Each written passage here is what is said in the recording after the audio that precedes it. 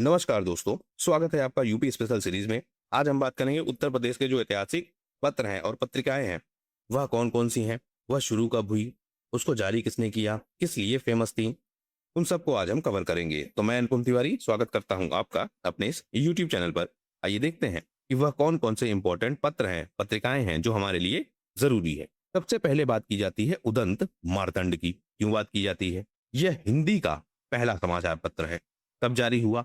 1826 में। संपादक कौन था? जुगल किशोर शुक्ल। प्रकाशन कहाँ से होता था? कलकत्ता से।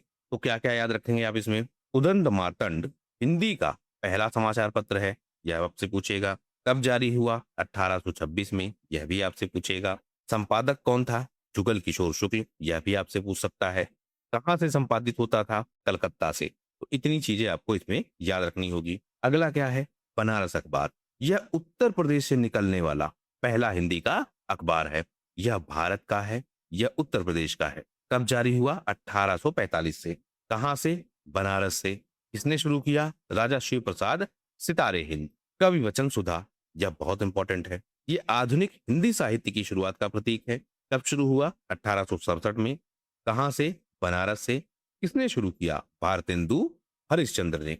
सरस्वती, कई बार पूछा है इसको। हिंदी साहित्य का जो द्विवेदी युग है, उसका इसे आधार माना जाता है। जो सबसे पहले संपादक थे वह कौन थे?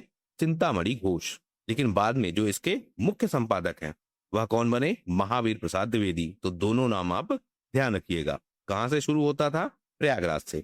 अब हम देखें, जो स्वतंत्रता आंदोलन रहा है उस दौरान बहुत सारे जो पत्र पत्रिकाएं हैं वह भी पूछा जाता है। जैसे प्रताप, यह इशू होता था कानपुर से। और जो गणेश शंकर विद्यार्थी हैं वह इसको इशू करते थे या वह इसके संपादक थे। फिर एक है अभ्युदय, प्रयागराज से इशू होता था। मदन मोहन मालवीय इसके संपादक थे। मर्यादा, यह भी आती थी वाराणसी से और प्रयागराज से।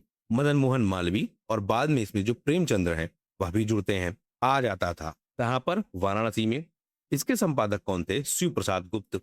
इसे हिंदी का टाइम्स ऑफ इंडिया कहा जाता है। फिर एक आता था हंस, यह भी पूछा गया है। वाराणसी से। मुंशी प्रेमचंद इसके संपादक थे। तो यह फ्रीडम स्ट्रगल के दौरान जो प्रमुख समाचार पत्र हैं, पत्रिकाएं हैं, उनसे रिलेटेड तथ्य हैं। आगे देखते हैं। कुछ धार्मिक भी आते थे, जैसे कल्याण आता था गोरखपुर से। इसके संपादक कौन थे? हनुमान प्रसाद पोद्दार। गीता प्रेस से यह इशू होती थी। और सबसे फेमस क्या थी यह धार्मिक पत्रिका? एक आता था चांद, प्रयागराज से। इसके संपादक कौन थे? महादेवी वर्मा। महिलाओं की समस्याओं पर केंद्रित था यह। एक आता था कर्मयोगी। कहां से? प्रयागराज से। इसके संपादक कौन थे? पंडित सुंदरलाल। वर्तमान में अगर पूछे तो जो उत्तर प्रदेश है उसमें हिंदी भाषा में सबसे ज्यादा समाचार पत्र प्रकाशित होते हैं। जाहिर सी बात है, हिंदी भाषी लोग हैं तो हिंदी के जो समाचार पत्र है वह सबसे ज्यादा आता है। लखनऊ से आती है पाइनियर। पाइनियर आती है किसमें? अंग्रेजी में। और कौमी आवाज, यह आती है किसमें? उर्दू में। और कौमी आवाज की शुरुआत किसने की थी? जवाहरलाल नेहरू ने। कानपुर की बात करें तो कानपुर पत्रकारिता का बड़ा केंद्र माना जाता है। और यहां से इशू होती है प्रताप, बहुत फेमस है प्रताप। और यह कानपुर से कनेक्टेड है। तो हमने स्वतंत्रता आंदोलन वाली भी देख ली, हमने देख ली धार्मिक पुस्तकें भी, हमने देख ली वर्तमान की भी, और हमने देख ली जो प्रसिद्ध हैं। आगे हम बात करें, भारतेंदु हरिश्चंद्र को हिंदी पत्रकारिता का जनक कहा जाता है। इंपॉर्टेंट फैक्ट है। इनकी एक पत्रिका है बाल बोधनी। यह किसके लिए डेडिकेटेड थी? महिलाओं के लिए। गणेश शंकर विद्यार्थी, इन्हीं के सम्मान में जो कानपुर का मेडिकल कॉलेज है उसका नाम रखा गया। महावीर प्रसाद द्विवेदी 1903 से लेकर 1920 तक जो सरस्वती पत्रिका है उसका संपादन इन्होंने किया। यह भी इंपॉर्टेंट है। प्रताप कहाँ से इशू होता है? कानपुर से। कल्याण कहाँ से इशू होता है? गोरखपुर से। हंस किसकी थी? प्रेमचंद की। तो यह इंपॉर्टेंट पत्र पत्रिकाएं हैं जिनसे प्रश्न आपसे पूछे जाते हैं। इतना आपने कर लिया, आपके एग्जाम के लिए या एनअप है। वीडियो पूरा देखने के लिए बहुत बहुत धन्यवाद। आपका दिन शुभ हो।